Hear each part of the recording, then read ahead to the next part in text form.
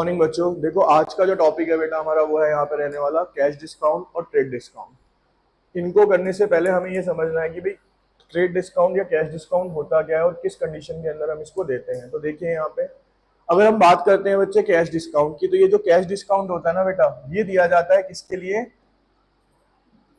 Given to increase cash sales या फिर purchase within a specified time. Basically बच्चे cash discount का मतलब क्या है? देखो जब हम सामान लेने जाते हैं तो आपको पता है नॉर्मली जो बिजनेस ट्रांजेक्शंस होती हैं बड़े बड़े बिजनेस की, वो क्रेडिट में चलती हैं, 1 महीने का, 2 महीने का, 3 महीने का। इसके लिए हमने एक बिल्स ऑफ एक्सचेंज चैप्टर भी पढ़ा है, ठीक है। अब लेकिन एक्चुअल में क्या है, मान लो जो सेलर है, सेलर चाहता है कि मेरा ज्यादा से ज्यादा सामान क्या हो, कैश में बिके, यानी कि मेरे को क्रेडिट में सामान ना बेचना पड़े। वो ज्यादा से ज्यादा खुश है कैश में सामान बेच के, ठीक है।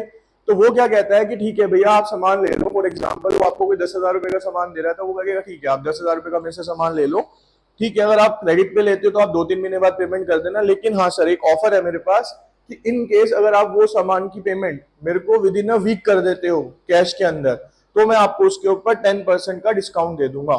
यानी कि 10,000 का 10% हो गया 1,000 रुपए।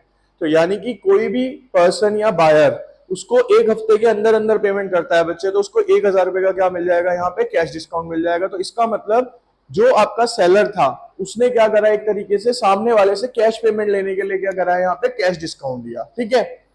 इसके बाद जब हम बात करते हैं बच्चे यहाँ पे ट्रेड डिस्काउंट की, तो ट्रेड डिस्काउंट के अंदर होता है गिवन टू इंक्रीज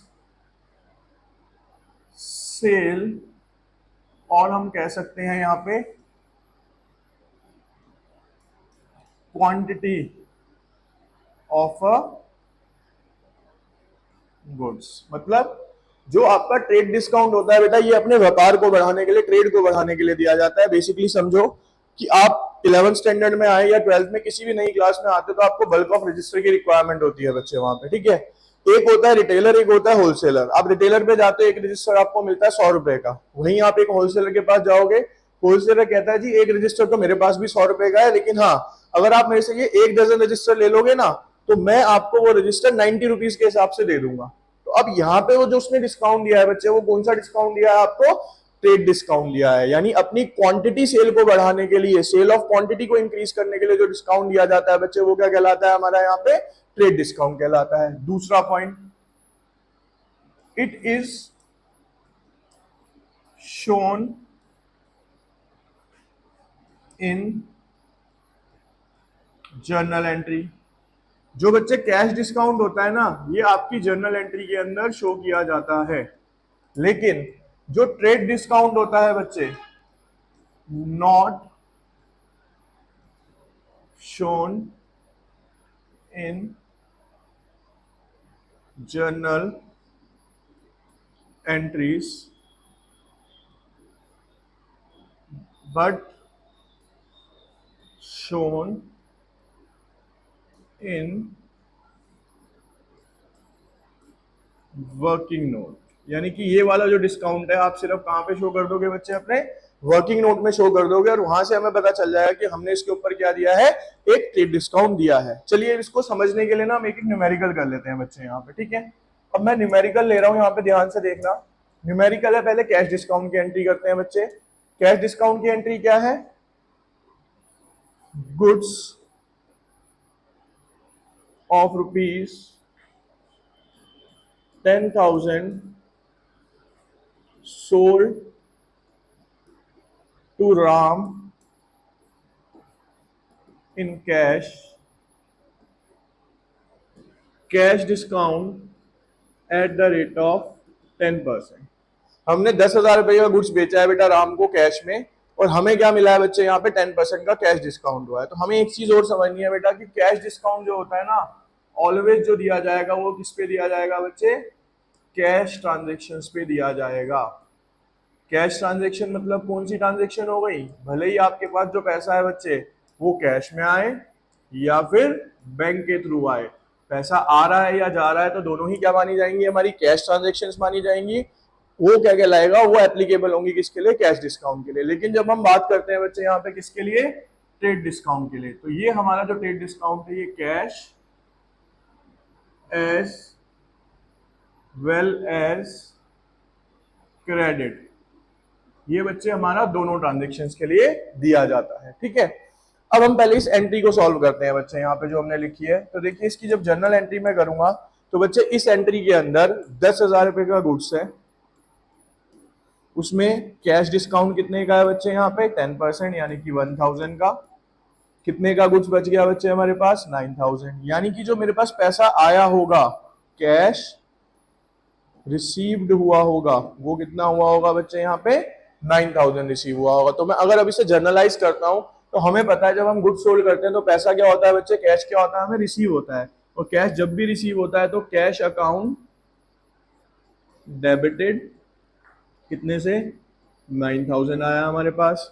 लेकिन बच्चे अगर मैं यहाँ पे बात करूं कि मैंने सेल्स कितने की करी है, टू सेल्स अकाउंट, भाई मैंने सेल कितने की करी है यहाँ पे, 10,000 रुपए की। भाई मेरे पास से सामान कितने का गया बेटा, 10,000। और सेल का नेचर आप सबको पता है बच्चे क्या होता है, रेवेन्यू। और रेवेन्यू जब भी इंक्रीज होता है तो क्या होता है, क्रेडिट।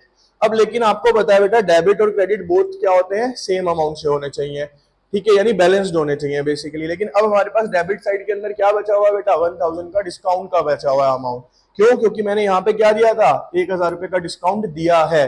तो सेलर जब डिस्काउंट देता है तो उसे क्या बोला जाता है, डिस्काउंट अलाउड। उसे क्या बोलते हैं बच्चे हम, डिस्काउंट अलाउड अकाउंट डेबिट। कितने से, 1,000 से। अब डिस्काउंट अलाउड का जो नेचर है वो हमारे लिए एक तरीके से एक्सपेंस का काम करेगा, क्योंकि हमारा पैसा कम हो रहा है या हम डिस्काउंट दे रहे हैं, या लॉस का काम करेगा। लेकिन लॉस और एक्सपेंस दोनों पे रूल क्या लगता है बेटा, जब भी ये इंक्रीज होते हैं तो हम इनको क्या करते हैं, यहाँ पे डेबिट करते हैं। तो इसीलिए यहाँ पे डिस्काउंट अलाउड क्या हो जाएगा बच्चे, हमारा यहाँ पे डेबिट हो जाएगा। ठीक है, अब अगर इसी तरीके की मैं सेम एंट्री जाता हूँ ट्रेड डिस्काउंट के लिए करने के लिए, मान लीजिए यहाँ पे लिखा है goods of rupees, same amount लेते हैं हम, 10,000 sold to Ram in cash, trade discount at the rate of 10%। अब हमने 10,000 रुपए का गुड्स राम को बेचा है बच्चे, लेकिन उस पे अब जो मैं डिस्काउंट दे रहा हूँ वो कौन सा दे रहा हूँ, ट्रेड डिस्काउंट दे रहा हूँ। तो मैं वर्किंग बनाऊंगा यहाँ पे 10,000, यहाँ पे लिखूंगा ट्रेड डिस्काउंट, और यहाँ से 1,000 क्या हो जाएंगे माइनस, यहाँ पे कितना अमाउंट आ गया बेटा, 9,000। तो मैंने अभी यहाँ पे क्या लिखा है कि not shown in the journal entry, ये जर्नल एंट्री में शो नहीं होता, सिर्फ वर्किंग में शो होता है। तो जब मैं इसकी बेटा जर्नल एंट्री बनाऊंगा ना बच्चे यहाँ पे, तो क्या होगा, देखिए मेरे पास पैसा आया, भाई पैसा कितना आया बच्चे मेरे पास, कैश अकाउंट डेबिटेड कितना आया, 9,000। और यहाँ पे जो मेरा रिवेन्यू भी माना जाएगा ना, मैंने सेल कितनी करी है यहाँ पे, सेल अकाउंट भी कितना आ गया मेरा यहाँ पे, 9,000।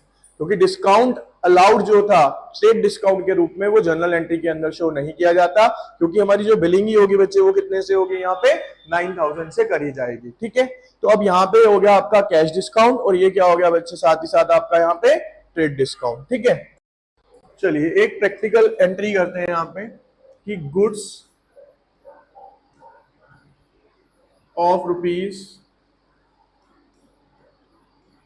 10,000 sold to Ram in cash, trade discount at the rate of 10% और cash discount at the rate of 2%। अब यहाँ पे क्वेश्चन आता है कि सर इस एंट्री के अंदर तो दोनों ही डिस्काउंट दिए हुए हैं, ट्रेड डिस्काउंट भी और कैश डिस्काउंट भी, तो हमें पहले कौन सा डिस्काउंट अप्लाई करना होता है। तो इसको थोड़ा सा क्लियर आउट करते हैं बच्चे। देखिए यहाँ पे बनाते हैं हम इसका वर्किंग नोट। भाई आपके पास जो गुड्स है वो कितने के हैं बच्चे, यहाँ पे 10,000 रुपए के। सबसे पहले हमेशा क्या दिया जाता है बच्चे, यहाँ पे ट्रेड डिस्काउंट दिया जाएगा एट द रेट ऑफ 10%। ये कितना हो गया बच्चे, यहाँ पे 1,000 माइनस करके कितना आ जाएगा यहाँ पे, ये 9,000।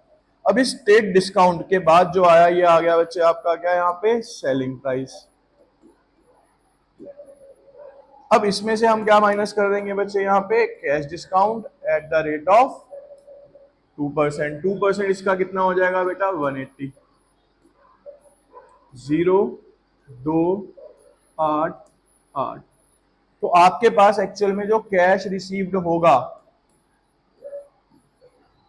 ठीक है, कैश रिसीव्ड, मेरे पास कैश कितना आएगा बेटा 820 रुपीज, यानी 8,820 रुपए का आपने कैश रिसीव करा। ठीक है, तो अब अगर मैं इसको जनरलाइज करता हूं, तो जब हम वर्किंग नोट बना लेते हैं ना, हमारी एंट्री बच्चे अपने आप बन जाती है। कैसे? हमें पता है कि हमें ट्रेड डिस्काउंट शो नहीं करना, तो हमें अमाउंट कहां से स्टार्ट लेना है, यानी हम सेल कितने की कर रहे हैं 9,000 की कर रहे हैं, उसके ऊपर हम 180 रुपए का डिस्काउंट दे रहे हैं, और मेरे को कैश कितना रिसीव हो रहा है बच्चे 8,820 रुपीज। तो देखिए कैश कितना आया बच्चे मेरे पास, cash account debited 8820 to sales account, मैंने सेल कितने की करी है बच्चे यहाँ पे 9,000 रुपए की। अब मैंने जो डिस्काउंट दिया है एक्चुअल के अंदर, वो क्या हो जाएगा बच्चे यहाँ पे, डिस्काउंट अलाउड अकाउंट डेबिट, कितने का हो गया ये 180 रुपीज का। तो अब हमारी जो जनरल एंट्री बनती है वो क्या बनती है, cash account debit 8820, discount allowed account debit 180 to sales account 9,000। अब आपने अगेन एक चीज देखी होगी कि यहाँ पे मैंने ट्रेड डिस्काउंट कहीं पे भी शो नहीं किया है, तो वही चीज है कि ट्रेड डिस्काउंट जनरल एंट्री के अंदर शो नहीं किया जाएगा। ठीक है, अब हम थोड़ा सा समझ लेते हैं बेटा यहाँ पे कि जो एक टर्म आता है हमारा यहाँ पे डिस्काउंट अलाउड, और एक आता है बच्चे हमारा यहाँ पे डिस्काउंट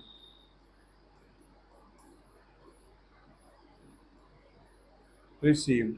ठीक है, ये दो तरीके के टर्म्स हमारे सामने आते हैं, हम इनको ना थोड़ा सा समझते हैं, ये कब देते हैं, कौन देता है। बेटा डिस्काउंट अलाउ, अलाउ कौन करेगा, allowed by seller to buyer, so it is expense. ठीक है, डिस्काउंट कौन देगा बेटा, सेलर देगा बायर को। ठीक है, तो यहां पे सेलर के पॉइंट ऑफ व्यू से, यहां पे हम जो डिस्काउंट दे रहे हैं किसके पॉइंट ऑफ व्यू से दे रहे हैं, सेलर के पॉइंट ऑफ व्यू से। तो सेलर के पॉइंट ऑफ व्यू से ये इसके लिए क्या हो गया, एक्सपेंस हो गया। लेकिन जब सेलर देगा, ठीक है, तो अलाउड नहीं, यहां पे क्या होगा, received by buyer from seller. ये बायर के द्वारा किसको मिलता है बच्चे, सेलर को मिलता है। So it is revenue for buyer. ये वाला जो प्रोस्पेक्ट है ये किसके हिसाब से हो जाता है बेटा, बायर के हिसाब से। अब क्योंकि ये एक्सपेंस है, एक्सपेंस बढ़ने पे क्या होते हैं, डेबिट हो जाते हैं, और क्योंकि ये रेवेन्यू है और रेवेन्यू बढ़ने पे क्या हो जाता है, क्रेडिट हो जाता है।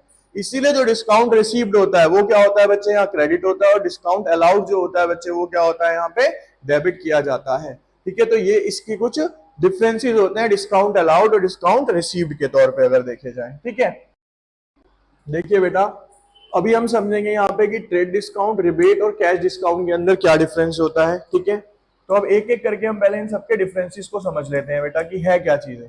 अगर मैं फर्स्ट पॉइंट की बात करता हूं बच्चे यहाँ पे, तो ये हम पढ़ भी चुके हैं अभी, क्या, it is allowed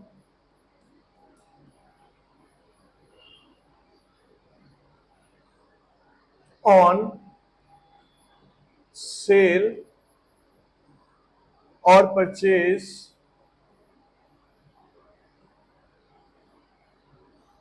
of a certain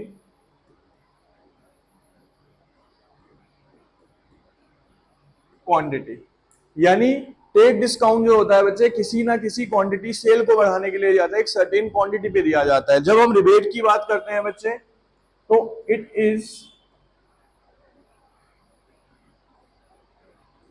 allowed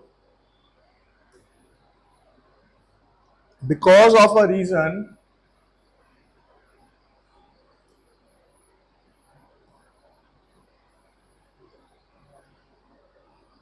other than those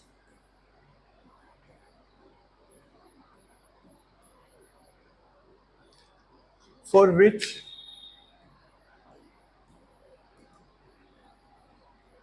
trade discount or cash discount are allowed, say because of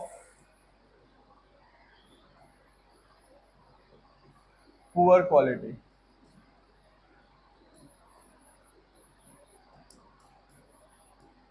बेटा देखिए, हमने ना ये कई बार सुना होगा कि भाई ये चीज ना हमें बड़ी सस्ती मिल रही है या काफी इजी मिल रही है, क्यों? उसके ऊपर स्क्रैच आ गया, डेंट आ गया, या कुछ भी प्रॉब्लम इशू हो गई या उसकी क्वालिटी अच्छी नहीं बन पाई, तो कंपनी क्या करती है बेटा, उसे कम प्राइस में क्या करती है, मार्केट में सेल आउट कर देती है।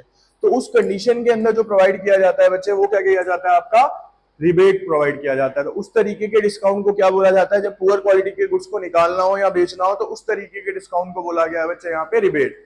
अब जब कैश डिस्काउंट की बात करते हैं तो बेटा it is allowed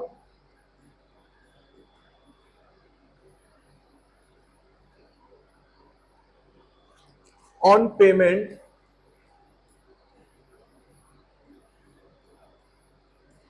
being made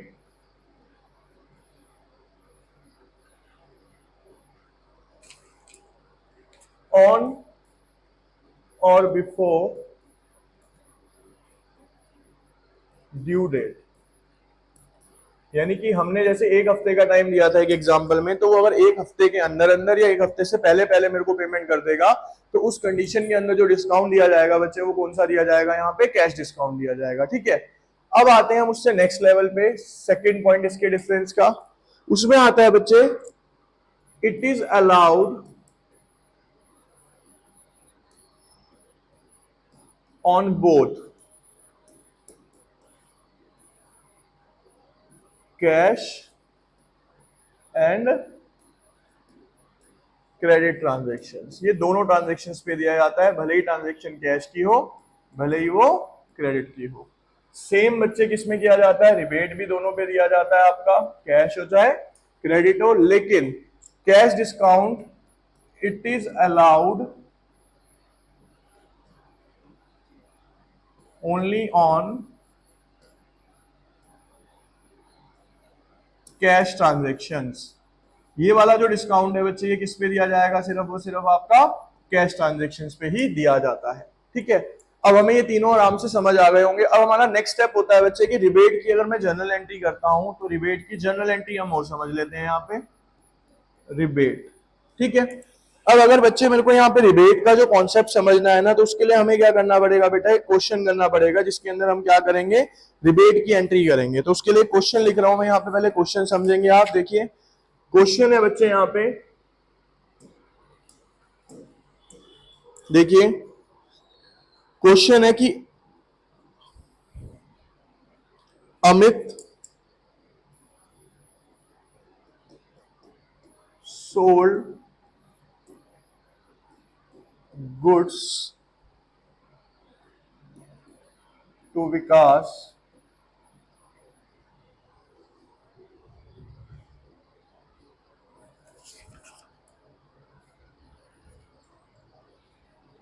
of poor quality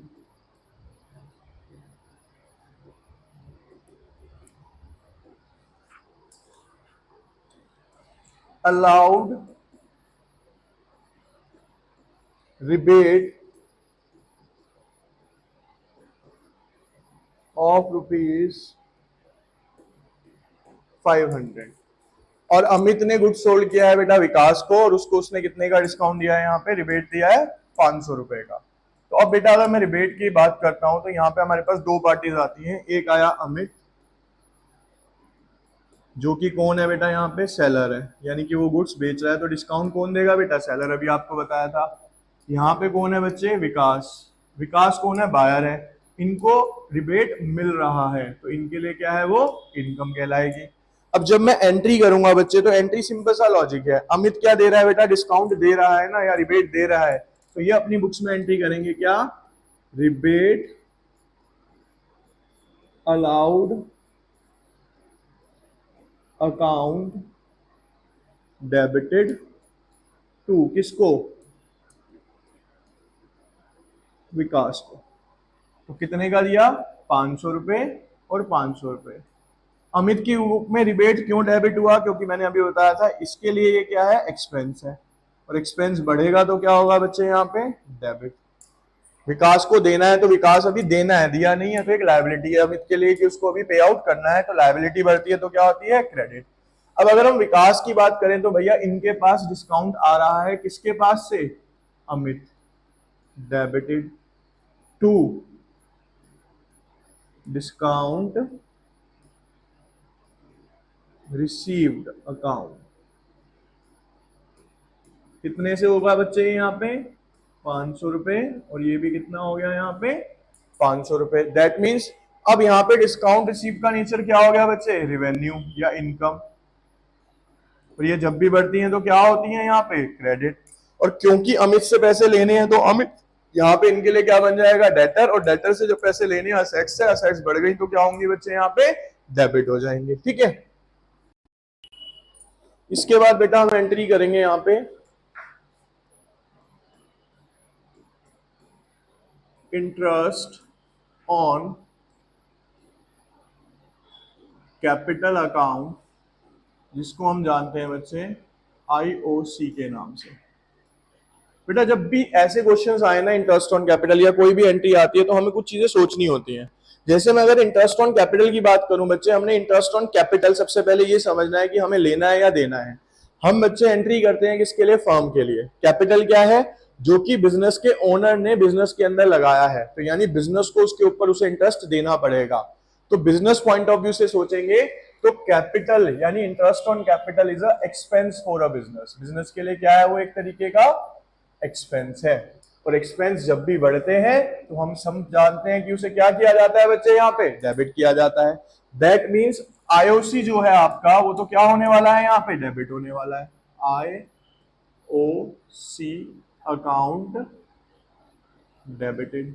अब क्वेश्चन ये आता है कि सर IOC तो डेबिट कर दिया, तो हम पेमेंट कर रहे हैं तो क्या कैश को क्रेडिट करेंगे, नहीं बेटा, हम इंटरेस्ट किस पे दे रहे हैं, कैपिटल पे। दैट मीन जब इंटरेस्ट लगेगा कैपिटल पे तो कैपिटल क्या हो जाएगा बच्चे, इंक्रीज हो जाएगा। हमेशा याद रखना, प्रैक्टिकली रटो मत कि जो भी लेन देन हमारा ओनर से होना है ना, देखो जब भी ओनर पैसा निकालता है ड्राइंग्स के रूप में तो वो कैपिटल में से माइनस कर लेता है, कैश में से माइनस नहीं कर रहे हम।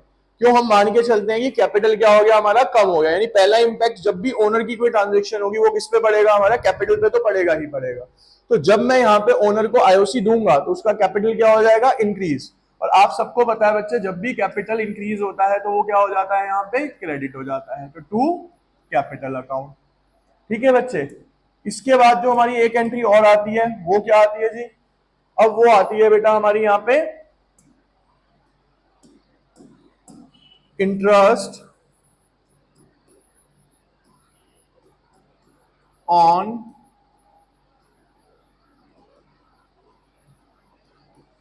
ड्राइंग्स। इसको क्या बोला जाता है बच्चे, यहाँ पे IOD।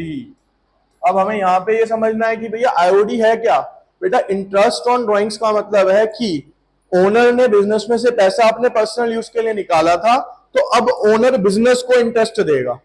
तो बिजनेस के पॉइंट ऑफ व्यू से IOD क्या बन जाएगी बच्चे हमारे लिए, यहाँ पे रेवेन्यू बन जाएगी।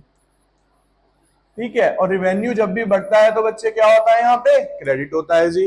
तो अब अगर मैं रेवेन्यू बढ़ता है तो क्रेडिट होता है, यानी कि IOD अकाउंट क्रेडिटेड। ये तो हो गया बच्चे हमारा क्रेडिट। लेकिन डेबिट क्या होगा बेटा, अगेन पैसा आना किससे है मेरे पास, ओनर से। ओनर के कैपिटल रखा हुआ है ओनर का हमारे पास, तो हम उससे अलग से नहीं मांगेंगे, हम कहां से डिडक्ट कर लेंगे, उसके कैपिटल में से। तो जब हम उसके कैपिटल में से डिडक्ट करेंगे तो कैपिटल क्या हो जाएगा बेटा, डिक्रीज। तो एंट्री क्या बन जाएगी यहाँ पे, जब कैपिटल डिक्रीज होता है तो क्या होता है बच्चे, डेबिट। तो कैपिटल अकाउंट डेबिटेड। तो एंट्री क्या बनी बच्चे हमारी यहाँ पे, capital account debit to IOD यानी कि इंटरेस्ट ऑन ड्राइंग्स अकाउंट।